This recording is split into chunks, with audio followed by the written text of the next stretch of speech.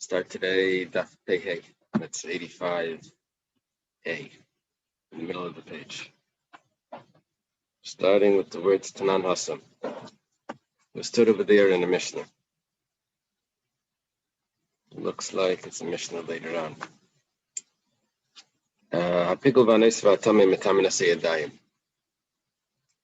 Pigel, which is when the Kayan has thoughts that he's going to sprinkle the blood at a later date, out of the allotted time, or Nicer's leftover sacrificial meat. And Vatame, it's unclear if Vatame is supposed to be part of this.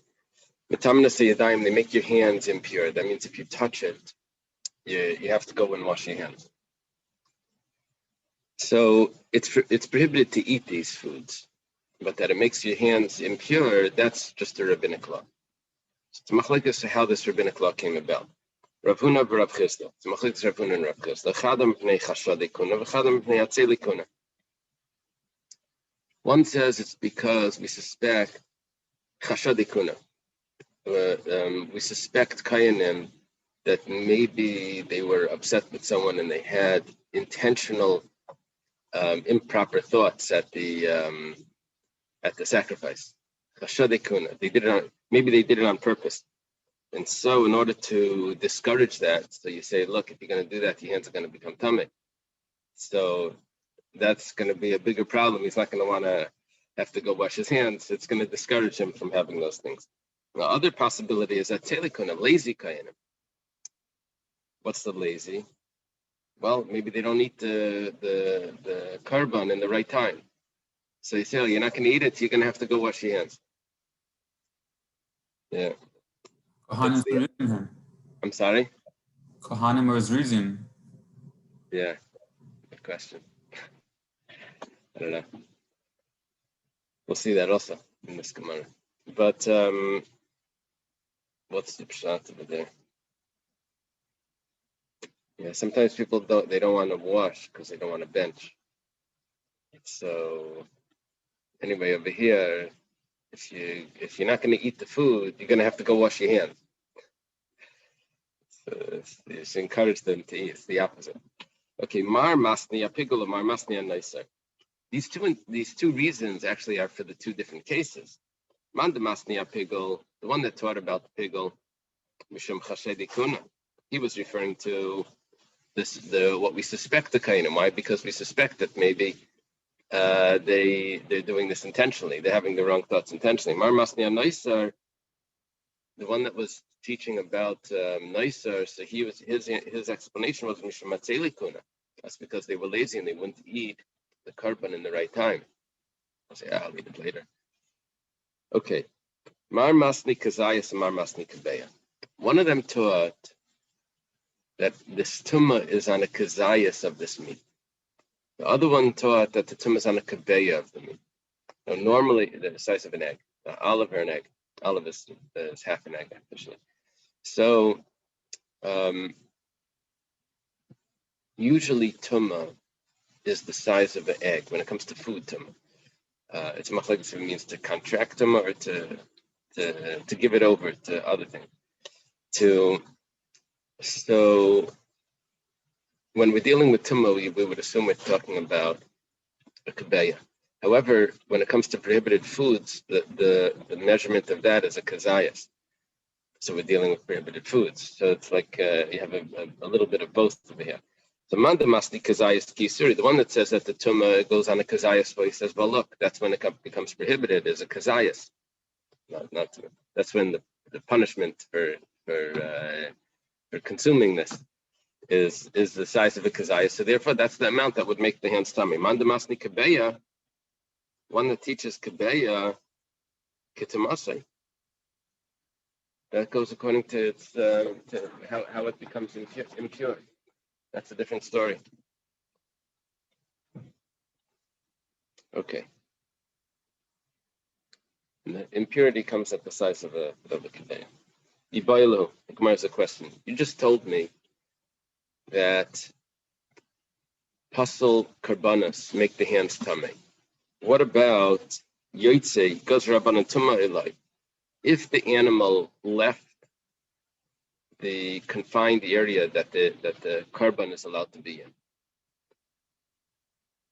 So by Kachi Kachim, it would be the Azara. By Kachim Kalim, it would be Yerushalayim. And part of the animal, or the animal went outside. What happens to that animal? It becomes puzzle. But does it also make the hands tamei, like nicer and piggle? So, miyamnina nicer. Do we say nicer? The gozer to medasi latulibe. Aval yaitzi afuki be adayim le mafkili be adayim le gozer be rabbanon tuma. Do we say that they only made a decree by nicer?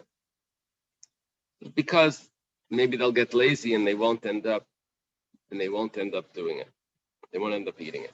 But to actually go ahead and take it out with their hands directly, take it out. It's not. We don't have to make a gzeira. In other words, a gzeira is made on something that we have to be concerned about. But we don't have to be concerned about that. That we're going to make a gzeira. We have to discourage people from taking it out. So we're going to make the hands tummy. So that we don't have to worry about. Or maybe no. There's no difference. Any sort of tummy. Any sort of pasul carbon becomes tamei. It's metame the hands. So too, yaitze, it's tashima. So come and listen. We'll try to bring a proof for this. A limb that it sticks out of the wall of Yerushalayim. Part of it sticks out. So you have to cut the part that was sticking out. You have to cut that off. The problem is on Pesach, carbon Pesach, you're not allowed to cut the bone. So you cut until the bone. And then you peel off the top meat until you reach the joint. And then you cut it off by the joint. So 1 second. 1 second. We had a question about, does it become tamei? If we say that the part that was sticking out is tamei, what's the difference if you cut it off? It's already tamei. Because the tumah from the first half, and the tama the second half the limb stuck out. The Gemara answers, tumah starim, even tumah starim le metama. Where is the connection between the two parts of this limb? It's in the limb itself. It's in the flesh itself. Tumah starim. It's only in the part that can't be seen. It's the connection in the limb itself. They have to cut that. But when they cut it, it's separated. And when before it's cut, it's tumastarim. Tumastarim means concealed tuma. Like, let's say there's a woman that has a miscarriage, but let's say the fetus is dead inside. Does she give off tuma? No, because it's tumastarim. It's concealed inside. Any tuma that's concealed in a totally concealed way, that it was like naturally concealed. So then it's tumastarim. So here also, the connection in that meat is a connection that's not seen. Okay. Ravina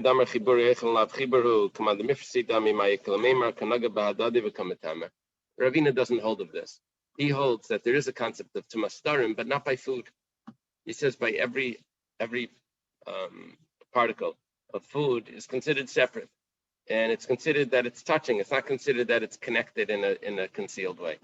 So, what are we going to do according to Ravina?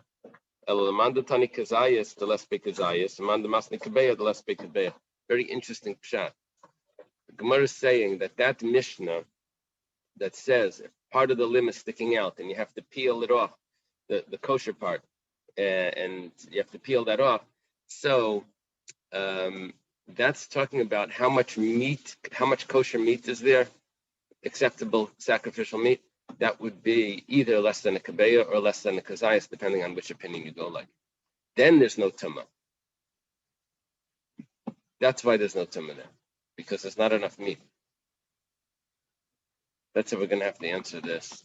Otherwise, according to Ravino, it's going to be tameh. What are you telling me? You peel it off. What's the point of peeling it? Okay. Tashima, come and listen. Another attempted proof if we say that Yoitze is also Tameh. It says, Hamoitzi Basar Pesach Mechabura Lechabura.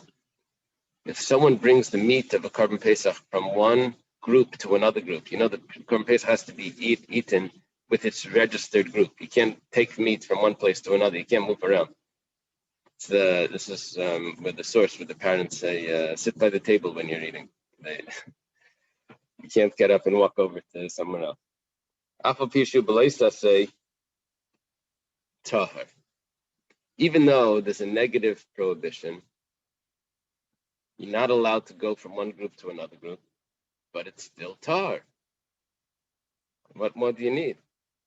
Well, first you have to make an assumption here that although the confines of the Karban is the walls of Yerushalayim, and you're not leaving the walls of Yerushalayim, but we're making an assumption that once it goes into a group, then the confines of this sacrifice is the group. It's really, you can eat it anywhere you want in Yerushalayim. But once you settle down and you have a group, then you can't leave that group. So that should be, if you take it out of the group, it's considered Yaitse. My love, Tahar v'Asr. It's Tahar, and it's prohibited to eat this. In other words, the meat itself becomes Asr to eat because you took it away from the group. The Yaitse mechabura lebechabura, ki Yaitse mechutzum nechizasi dami. Umifsal. Vafilachi ktani tar. Alma like does Rabbanan Tama. We're assuming that the meat actually becomes prohibited to eat because you took it out of its confines, which is the group. And nevertheless, it says clearly that it's tar. That would tell me that going out of a group that yotzei, the sacrifice that's yotzei doesn't become tamei. It doesn't, and it's not matama the yadayim, even though it's possible. The Gemara says like it's not the pshat. Tar umatar. It's tar, and you're also allowed to eat that meat, not at the other table. You have to take it back. The Yaitse mechabura chabura lav kitzei chutz mechitzatzi dam b'v'lei mifsal. Doesn't become puzzle. You just can't eat it over there. Bring it back. It's hey, get back over here. You're part of the group. But it doesn't become puzzle. 1 second. Wakatani seifa v'aichlai areza b'leisa say 1 second. It does become aser. It says someone eats it violates a negative prohibition. Bishlem alaman damar kibeya. We have a teretz. We say we're accepting that it actually does become aser, but we have a solution. The solution is that if it's according to the opinion that says that it needs to be the tumah only goes on a kabeya, so we're talking about isbe kazayas lesbe kabeya. It's aser. Why? Because it's a kazayas. Vitar, because it's not a kabeya. It's a good teretz. Elamanda kazayas, but according to the one that says the tumah is even on the kazayas, ma'ikala meimar. What are you going to say now? If the tumah goes on the kazayas, how is you telling me it's aser and it's not tamei? If the tumah goes on the kazayas as well, once it's aser, it's tamei. What we say now is that when it comes to the prohibition of taking the meat out of the confined area, so that doesn't apply to the Korban Pesach. It does apply to the Korban Pesach, but there's no tumah by the Korban Pesach. There's no tumah by the Korban Pesach. And the reason is my time, and what's the reason? B'nei Chabura's reason in the Mitzvah Zahiri Bey. The B'nei Chabura are his reason. What's the pshat? Daniel, B'nei Chabura. B'nei Chabura is everyone. It must mean that the excitement of this makes everyone very careful. It's not a specific tribe of B'nei Chabura like Kayanim's reason. It means the B'nei Chabura, the people of the group, are his reason. No one's going to mess this up. They're very careful with this.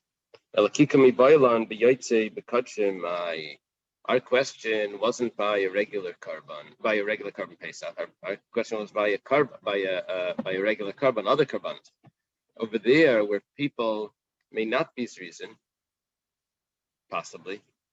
So then, is it something that we're concerned of that we have to make a decree and make that the Korban will be matama the hands to discourage people from taking it out of the area that it's allowed to be in?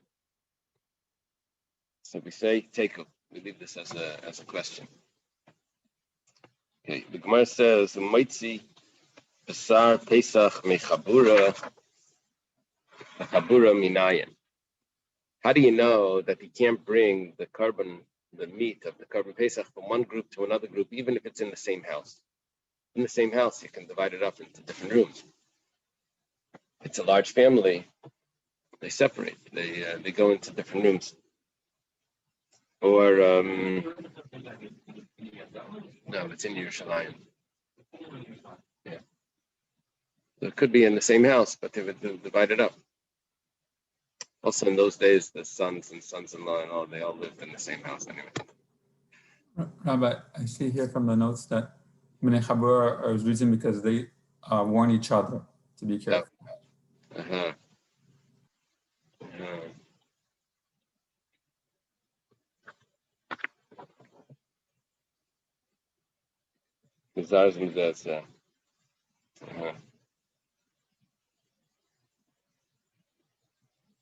So that would, in other words, because they registered with each other, they're particular and they make sure that it's. I'm just thinking, you have another carbon, so you invite guests to come and help you eat. Why is that not a Bnei Chabura? I mean, I guess that's like a Shalom Zacha. You know, you didn't have to register. You pop in and you take a bite. You see what happens over there. Everyone's cups and plates, and it's not like there's any ownership to this. It's like, it's no responsibility. Okay. So how do you know by the carbon Pesach that if you go from one group to another group, how do you know that that's going to be aser? The Tanya, it says, like taitzi min abayis min abasar chutza. Don't take out of the house from the flesh outside. Ainli ela bebayis mibayis lebayis. That sounds like going out of the house. Mechabura lachabura minayin. How do you know you can't even go from one group to another group in the same house? You can't take it out from the place that it's being eaten. Okay. Yeah, this would be very surprising. We make big, long Seder tables, and, get everyone around one table. They would have to have divided up. They would have to be able to eat the carbon. Amar Rab Ami. Hamaitzi Besar Pesach Mechabur Lachabur Eina Chayav Ad Sheyaniach. Rab Ami comes up with the chiddush. The chiddush is that you only chayav if you're not allowed to take the meat out of the group from the carbon Pesach. You only chayav if you put it down. So where do you get this from? It says Heitzah Ksiv Beik Shabbos. It says Leisaitzi. So that's Heitzah. Oh, Heitzah. That's carrying. Carrying would have the same halachas as Shabbos. Ma Shabbos ad David Akira v'anacha. Just like Shabbos, you have to do an Akira. You have to uproot it off the ground. The hanacha, and you have to put it down somewhere. You have to lift it up and put it down. This learning Hilchah Shabbos is learning a Hilchah Shabbos detail into the carbon Pesach. Masav Rababa Bar Mamal, he's talking about the karbanos that are burnt outside the Beis Hamikdash, outside the Harabayas. Some of them are burnt outside the Yerushalayim. When they would carry it out, the people that were carrying it out would become tamei. So it says, they would carry it out on sticks. So there's people walking in the back and people walking in the front, and it's hanging on the sticks. So the people that walked out already are already tamei, and the people that are still inside aren't tamei yet. Now the problem is, according to what we're saying, that you have to put it down. How they become tamei if they didn't put it down yet? The ones that are behind that still didn't make it outside the fence, outside the gate, they're still inside. They're not tamei yet. Their clothing are not tamei. But you didn't put it down. According to Rabbi Ami, it's not considered carrying until you put it down. Rabbi Bar Mamal gives an answer We're talking about that it was being dragged. So it's always down.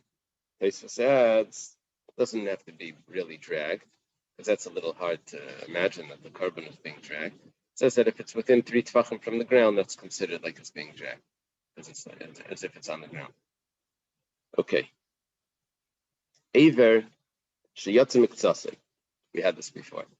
A limb, that part of it goes out of the Beis Hamikdash. Outside of Yerushalayim. Chaytech ad shemegia letzem. You cut until you cut the part that protruded outside of the wall of Yerushalayim. You cut until you reach the bone. You're not allowed to cut the bone. And then you peel it off until you reach the joint. And then you cut that off. With other karbanas, that's not the carbon Pesach,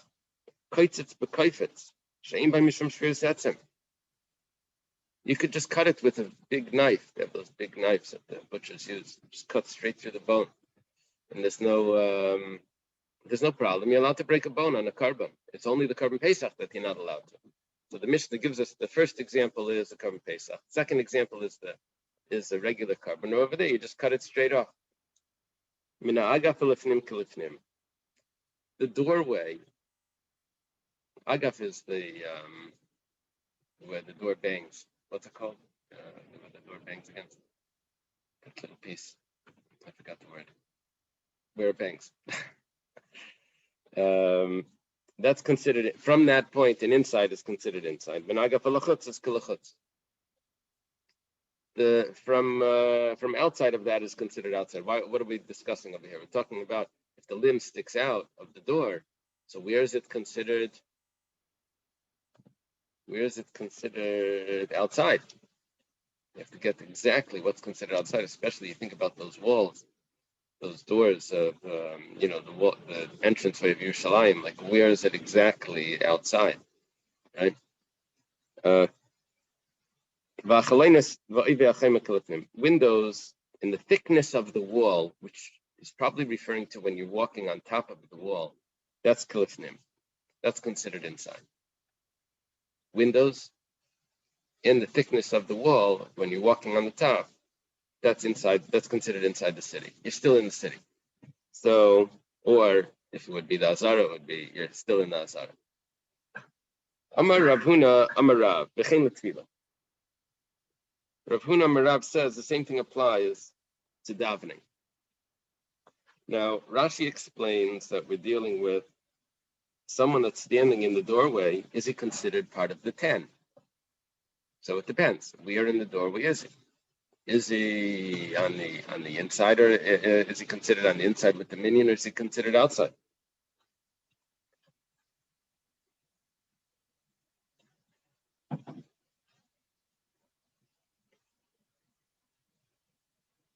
Yeah. This just seems to have a different shot. Okay. Upliga de Rabbi Shua ben Levi. He argues with Rabbi Shua ben Levi, with Rav Yehuda Marav. Rav Yehuda Marav says that the doorway is going to, the location in the door, where he is in the door, is going to tell us if he's able to join together. This disagrees with Rabbi Shua ben Levi, who says that even a wall, an iron wall, doesn't separate between the Jewish people and their Father in heaven. Yeah, this is a little strange because the way Rashi learns it is, Hashem doesn't, the walls don't block Hashem. Hashem can see that they're together. Yeah, that would change. The way Rashi's learning, Rabbi Shua ben Levi, is that the minyan wouldn't need to be in the same location. Tosfos isn't learning like that. Tosfos says that we're discussing over here if you can answer, if you can respond to Kedusha or Yehesh Meirabah. Rabbi Shua ben Levi says if you're standing outside the shul and you hear them davening, ein mechitza, afilu mechitza shel barzel is not mafsek, so you can respond. And according to Rabbi Yehuda Marav, he says no, you can't respond to that. You're not part of that minyan. You're outside.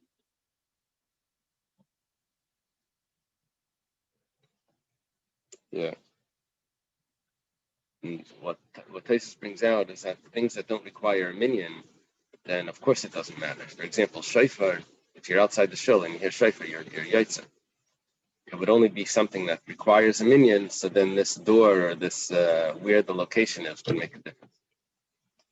Okay, now the Gemara goes back to discuss the Mishnah. What happened in the Mishnah is we said from the agaf in lefnim, which is from the doorway and inside, is considered inside. From the doorway and outside is considered out. It's considered outside. Now the problem is that you have diyukim seiser. Why do you say when it says v'chen tefillah it's referring to a minyan? Maybe it's just simply to be yotze with davening. You mean to be yotze, to hear it, to answer. Who says that he's trying to be mitzdaref in this particular case? And that's why he says afilu mechitza shel barza. Because you're what you want to hear, you want to say amen. Is it dafka referring to a minyan? I think that's Taisvus Pshat. What you're saying is what Taisvus is saying. Rashi learns that v'chein l'tefillah, if you see that Haimid ben Agel from him it's staref la Sarah. Yeah, and Taisvus says you don't have to say that. Exactly what you're saying. You can say it's just we're talking about responding or listening. Yeah. Taisvus, if you start from Veneer Lari, which is a little after halfway down, he says the way you're saying. Yeah. Okay, the problem is that in the Mishnah we have what's called Diukim Seisrim, because it didn't tell me what is going on in the doorway itself. It's called the jam, I think, the part of the door where it bangs again, I think. What is that location itself? Is that inside or outside? So if it depends. If I look at one part of the Mishnah, it's going to tell me one thing. If I look at the other part, it's going to tell me Hagufa Kasha.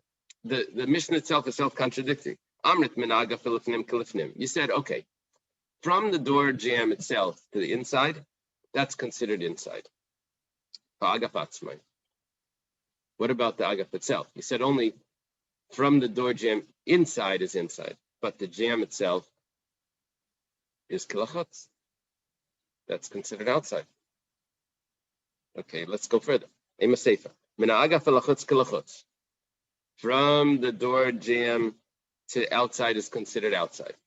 Okay. But the door jam itself, kilifnim, is considered inside.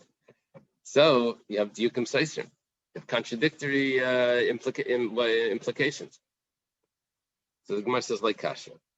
Kam b'shari hazara, kam b'shari Yerushalayim. It depends which doors. The shari hazara, the gates of the hazara were niskadshu. Now, the reason why it didn't tell this to me was because there's a difference in which doors. Some doors, the actual door jam itself is considered inside, and some doorways are considered outside. The Shari Azara, in general, are considered inside. Shari Yerushalayim, in general, are considered outside. Why were the gates of Yerushalayim not sanctified? The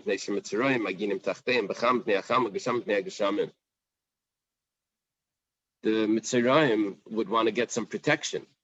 The Mitzrayim had to be outside the city. He had to be outside all three camps. The first camp is the Beis Hamikdash. The second camp is the Harabayas. The third camp is Yerushalayim. He's outside Yerushalayim. What does he do when it starts to rain? So he goes under the gates, and over there he can get some protection. But if the gates of Yerushalayim were niskadshu, then how's he going to go under there? He's not allowed to be in there. So they weren't niskadish. They didn't sanctify that area to give a protection to the Mitzrayim. He should be able to go over there to protect himself in the rain.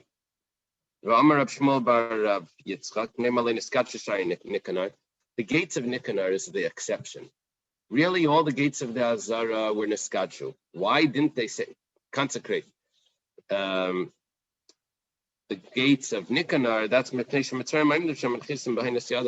The Mitzrayim has to go in and he has to get the oil or the blood on his thumbs. So how does he go inside? It's supposed to be from the sacrifice. He has to be inside. So what he does is he puts his fingers in. But he puts them in by the gate. So he has to stand by the gate and put it in. So that the gateway they didn't sanctify. He should be able to stand there. But you said he could be in Yerushalayim either. Metzora. Yeah. So what happens is he becomes purified. I think he has like a 7-day process or something. He becomes purified. Then he has to bring the sacrifices. He's considered a Mechusar Kippurim. Mechusar Kippurim, he's lacking the sacrifice. So the lacking that, he's still not allowed to go into the even at that point, he still can't go in, but he can put his thumbs in. Yeah, there's a problem Rashi brings that Bia B'Miktsas is Bia B'Miktsas Lav Shmei Bia. It's a machlekes. Or maybe it is, maybe if he sticks his hands in, is that considered that he's inside? That's a discussion. But either there's a Gzeres HaKasev that over here he's allowed to, or we hold that sticking your hands in isn't considered inside. Yeah. Okay. The windows and the thickness of the wall. Amar Rav says, Gagin va'aliyos lo niskadshu. The roofs and the upper floors are not sanctified. That means if you get an apartment in Yerushalayim, you want to get a ground floor. The holiness, according to Rav, is on the ground floor. The second floor and the roof doesn't do it. Yeah. They say the difference, Yerushalayim and Tzfas. Yerushalayim, the ground is holy, and Tzfas, the air is holy. That's what they would say. So, okay, this is what Rav says. Eini, is that really so? V'amar Rav mishum Reb Chia k'zeisa pischa v'halela pakei ikra. The roofs would burst because of the kazayas of the Korban Pesach and because of the halal.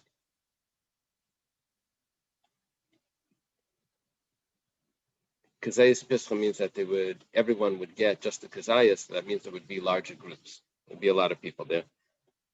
In the halal, everyone was, so many people were singing halal. It says the roofs would burst. My love, the achli begra. It must be that they were eating on the roof. Amri begra. And they were saying halal on the roof. 1 second. You have to be in Yerushalayim. If you go to the roof, according to Rav, you're not in Yerushalayim. You're not in the holy part. The Gemara says, like, the achli ba'arav amri begra. Actually, they actually had to eat on the ground floor. But they would go and say halal on the roof. Eini, is that really so? It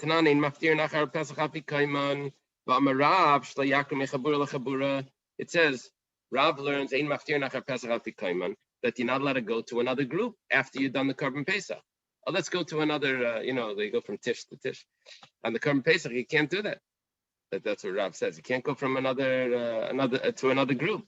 And here, what are you going to do? You finish the Korban eating, you go up to the top to say halal, you're going to another group. Or you're leaving your group, you're doing something else. The Gemara says, like kasha, there's no problem. You can go up there after the eating. It's not, the other group isn't eating. There's no one eating on the roof. Tashima, come and listen. Abashol, Aimer, Aliyas, Beis Kachi HaKadoshim, Chamura mi Beis Kachi Kadoshim. The roof of the Kodesh HaKadoshim is more holy than the Kodesh HaKadoshim itself. Shabeis Kodesh HaKadoshim kayin gadol nechnas lay. Pamachas b'shana. V'aliyas Beis Kachi HaKadoshim ein nechnasan ala pamachas b'shavua. Parmla pamayim b'shavua. Parmla pamachas b'yovel. Leidamai tzricha. The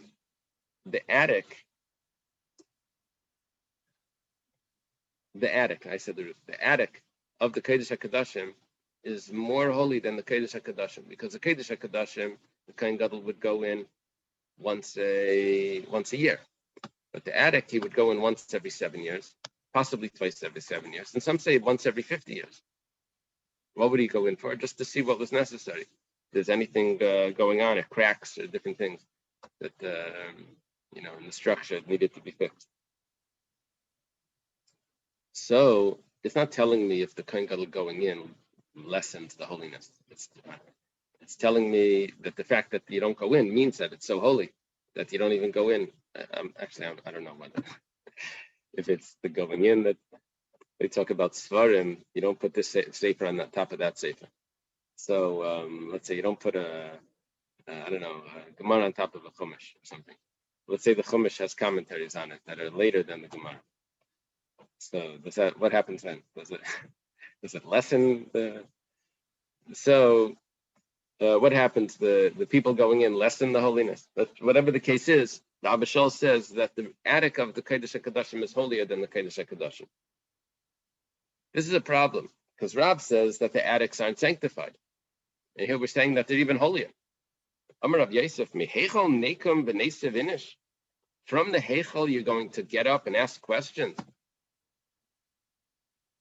says that shani heichal d'ksiv. The heichal, I have psukim that tell me how to construct it. Over there, the attic of the heichal is actually described in the Torah how it should be made. That's not something that's like, oh, that's just the top of what you were supposed to make. No. That's actually part of the description. V'yitin davar l'shem b'nei stav nesulam v'esbatav v'esgintzachar v'aliyesav v'chadara v'apimim v'beis ha'kapayros uksiv v'kol b'ksav miyad Hashem alai hiskel. That all of the instructions of all the chambers of the Beis Hamikdash were all in the aliyas. We're told to. Who said this? This is David, I guess. Okay, it's in Divrei Hayam. So you can't bring a raya from the Heichal. Tashema. Halishkas abniyas b'kodesh b'suchas v'chal teichan chal v'gagesem kodesh. Another problem. It says that the chambers of the Beis Hamikdash, they had chambers that were actually part of the wall. But some of them protruding in, protruding out from the wall. The way that you determined what was going on in that chamber, what if it was sanctified or not, had to do with the doorway. Where was the doorway going to inside or was the doorway going outside? So it says like this: if it's built on the holy area, on the holy ground, but however the doorway opens up to the outside, so then it's considered chal. The inside is considered chal because you followed the doorway. But what about if you go on the top, on the roof? Over there, the door doesn't have to do with the doorway. Over there, that has to do with the location that's directly under it, right? You're in the airspace right above the what's Kodesh. It says Gagisem Kodesh. That contradicts Rav. Rav said Gagisem were chal. So Tirgum Rav Chizda b'shegagisem shava in the karka azara. That's talking about where, because it's a mountain and it's a slope, so the wall was actually down inside the mountain, and the roof was flush with the floor of the azara. That's why it's kodesh, not because if it would have been raised above, then it wouldn't have been kodesh. It needs to be on the ground level to be kodesh. Ihachi, 1 second. That's Rav Chizda's Torah. It's Ema Seifa. Let's say the other way. It's built outside the azara, and it's opened up to the azara. The gate, it's like an extension. So Teichen Kodesh v'Gagisem Chal. It's considered, the inside is considered Kodesh, but the roof is Chal. Bisal Kadaitach v'Gagisem Shavan Lakarka Azara Havala Mechilas. If you say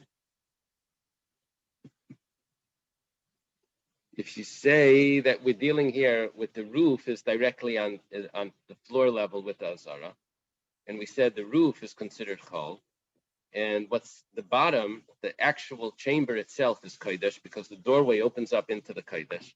Well, it means, how does it open up? You have to go down steps to open it up, to get in there.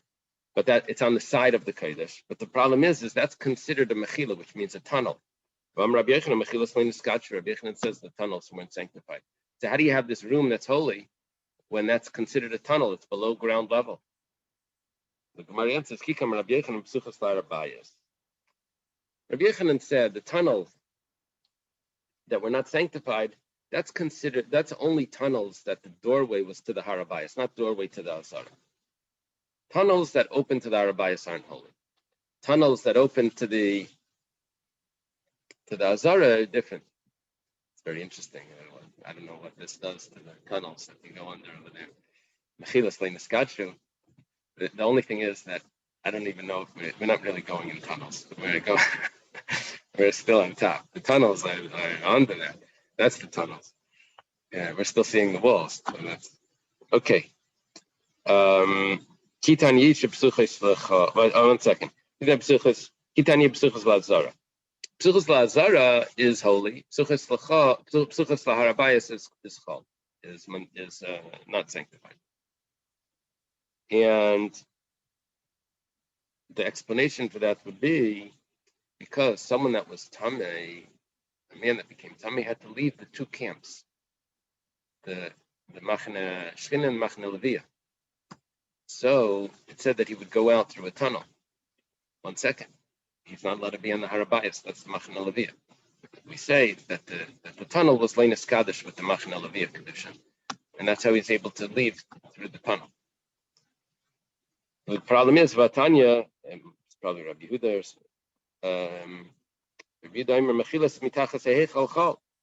he says that even under the Heichal is chol.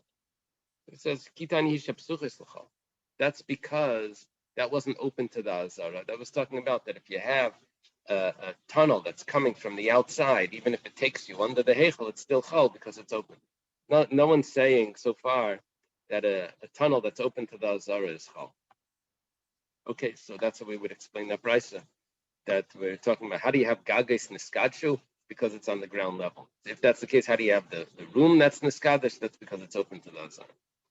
Tashma says in the pasuk, "Begagei kaidesh." That's the end of that brisa. It says that the roof is holy. It says, "Vaktani v'tizbra." Do you really think that that's the pshat?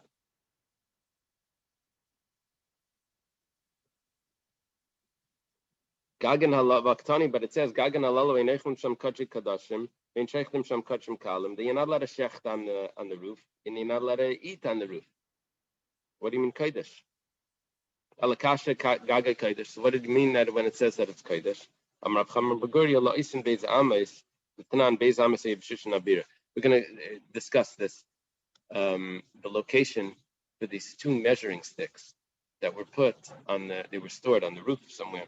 So, because they were storing these measuring sticks, so it was sanctified just for that storage, just those two, just that location. What were these measuring sticks? They were in the area of Shushan Abira. So there was a gate, I think it was called Shushan Abira. It was a room or a gate, I don't know. Achas al Keren Mizrachis Treinis, Vachas al Keren Mizrachis Treimis. One was on the northeast, one was on the southeast. Zushal Keren Mizrachis Treinis, I say you say Ral Moshe Chatzi Etzba. You see, an Amma is supposed to be 6 tvachim. No, an Amma is 5 tvachim. Right? What's the average Amma? 5 tvachim or 6 tvachim? 6 tvachim. 6 tvachim. There's two, yeah, well, it's Machlekes Reb Meir and Rabbi Yehuda. But an Amma, let's say 6 tvachim. So then one of these Ammas was a little bit larger than one of the 6 tvachim, by a half a finger width. And the other one, Zushal Ken Mizrach Stream says Yisrael Chatzi Etzba.